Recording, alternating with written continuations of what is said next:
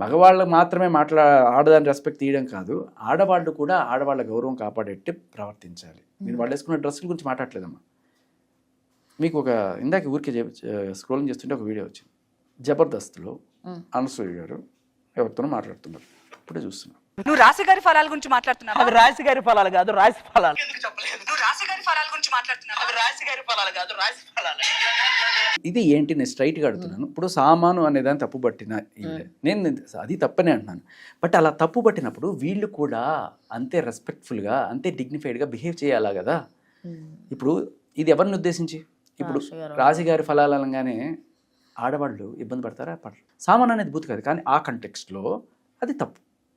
అలాగే ఇప్పుడు రాశి ఫలాలు అనడంలో తప్పులేదు, కానీ రాశిగారి ఫలాలు అనడంలో అది ఏంటి, దాని అర్థం భూతా కదా. అది ఎవరు చేశారు? ఒక మహిళ అయి ఉండి ఇంకొక మహిళని ఆబ్జెక్టిఫైయింగ్. ఫలాలు అనేది ఆబ్జెక్టిఫైయింగే కదా ఈవిడ.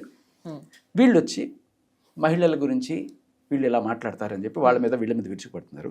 మరి వీళ్ళు చేస్తున్నది ఏంటి? అనసూయ గారు ఇంకొకటి, నా బాడీ నా ఇష్టం. నీ ఇష్టం నీ ఇంటికాడ. సమాజంలో ఒక కట్టుబాట్లు ఉంటాయి. నా ఇష్టం వచ్చినట్టు నేను బికినీ వేసుకొని గుడికి వెళ్తా, నా ఇష్టం నా ఒళ్ళు అంటే చెప్పు తీసుకో.